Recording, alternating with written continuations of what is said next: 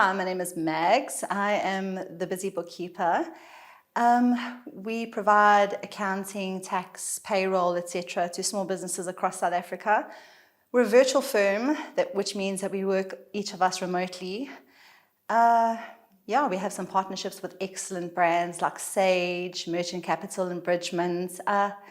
We recently won Best of Durban, third place in that competition. To be honest with you, I didn't even realize it was a competition. I had to Google it. They sent me an email, like, congratulations on your nomination as a finalist. I'm like, what are you even talking about? But sure, great, let's do this thing. It was an absolute disaster, to be honest with you. We didn't get any social posts out, really. I didn't even take them up on their advertising, promotions for it, and somehow we won third place amidst it all.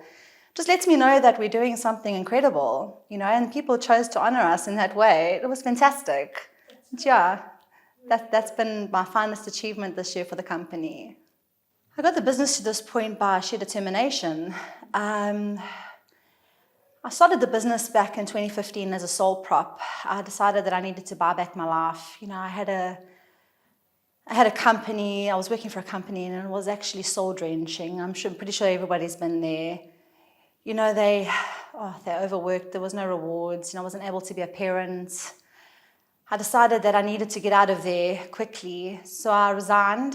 It was shortly after, about a year after my divorce as well. I decided to break up with every toxic thing that I could possibly think of, And I started as a sole prop. I had plans. I was going to have a small little company. I was going to have a couple of clients. I was going to have a blog, a few affiliates, and I was going to run with that. And the company had its own mind. People started coming to us, and it's just been hard work since then. Sheer determination, Darwinian approaches to many things, setting up systems, hiring recently, teamwork. It's been real teamwork to get to where I am recently. What's motivated me the most to get to where I am is my why. At the end of the day, you have to have a solid why. Sometimes you can kind of lose sight, it all becomes a little bit too much for you. And, unless you have a why to revisit, you can kind of lose motivation. You have to be committed.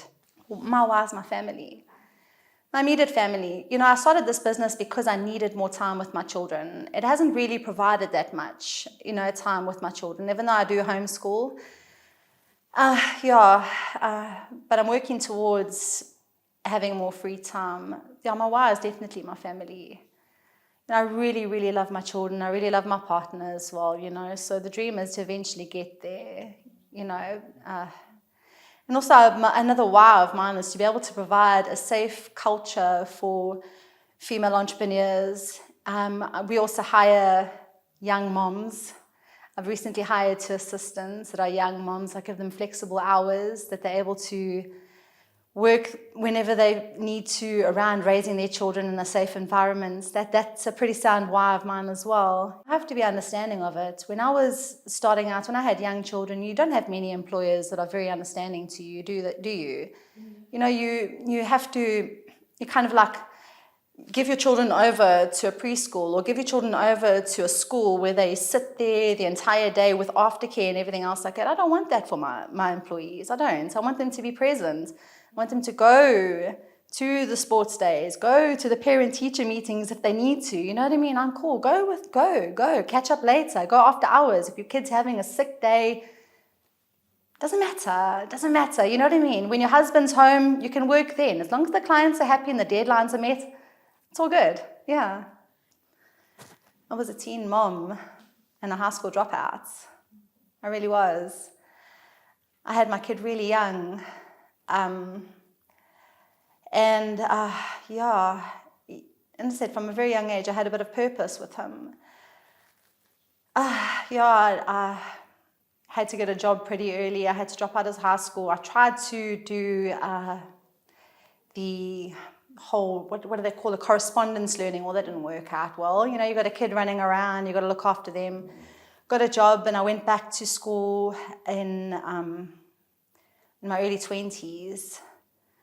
I decided then that I didn't enjoy the industry that I was going into, to be honest with you. I'm in finance, and it was like oh God, finance, really, you know, but that was the only option that was available to me at the time, so I took it. And I stuck with it. I stuck with it through the ups and downs, and I built a career around it. Let's put it that way. It hasn't been easy at all. It hasn't, but you do what you got to do, you know, in order to see the family. You have to understand that at the end of the day, it's not about you. It's you know, you'll get your time as a parent. Later on in life, you will get your time. You will have the time to, you know, wild it up in your 40s if you need to, you know, when the children are raised. Until they are raised, you know, you have to be there. You have to be present. And that's pretty much just my why at the end of the day. It's my family, my clients. You know, you've taken on that responsibility to ensure that they are compliant. And now it's staff as well. You know what I mean? You keep adding to the basket. You know, you keep adding your why keeps growing and evolving. You know, one day the children are going to be grown. You know, when they're grown, is my why going to be the same? No, it isn't. You know, they're no longer there. It has to change. My future goals, I want to hire more. I want to grow more. Yeah. You know, I honestly feel like I can make an impact with this company on a global scale. Currently, I engage with a lot of international business coaches on social media.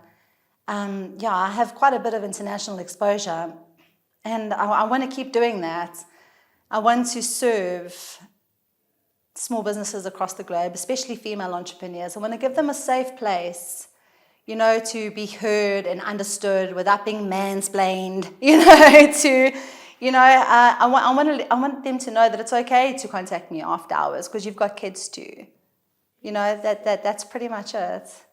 I want to grow, I want to expand, I want to add to the company, I want to hire more young moms, I want to take on more female entrepreneurs. The advice that I would give is you need to set yourself a real sound why at the end of the day. You have to. If you don't have a solid why, you're going to lose sight. You are. At the end of the day, it's sheer determination, you know. If you really want to get to where you want to be in life, you've got to be prepared to sacrifice. And sometimes that sacrifice comes monetary, sometimes it's time, but you have to sacrifice, you know. In order to live a life that others can't, you have to do things that others won't. And, you know, you've got to get up, you've got to step up, and you've got to show discipline at the end of the day. You can't be running around and doing your own thing, you know. You've got to know, you've got to understand the assignment. You've got to get up every day, you've got to get dressed, and you've got to do it even if you don't feel like it. Because, I mean, if you don't do it, who is? Yeah, that's advice. You just got to keep on keeping on. Throughout my entire life, from a very young age, you know, you kind of get told what to do, how to do it, when to do it. And especially being a young mom, it's never really been about you. My biggest dream was to kind of buy back my life, which I feel like I'm doing slowly but surely. It was also to be published as an author, which I've done. I co-authored a book. It was a book project by a publisher named Carol Azams in Ireland. She reached out to me on social during 2020, and she offered me a part in a book project. It was 120 female entrepreneurs across the globe, female entrepreneurs, and how they navigated the pandemic. And she asked my story. Yeah, so I was involved in that. And I've written a couple of ebooks as well on starting a small business in South Africa. So yeah, it was a bit of a dream of mine to be a writer, and I've managed to accomplish that in my own way through the business. It was only in, I think it was April this year, that I started hiring full-time. Before that, it was just me in the business doing everything. And I needed to learn. I'm a very spiritual person, as you can see by the crystals and everything else, you know. I believe in God, I believe in spirituality, I believe meditation, and that's been my biggest savior at the end of the day, is completely and utterly leaning into spirituality, leaning into meditation, and understanding that when times get tough, God's got you. You know? Yeah, so that relaxation for me is meditation, spirituality, and spending time with my family.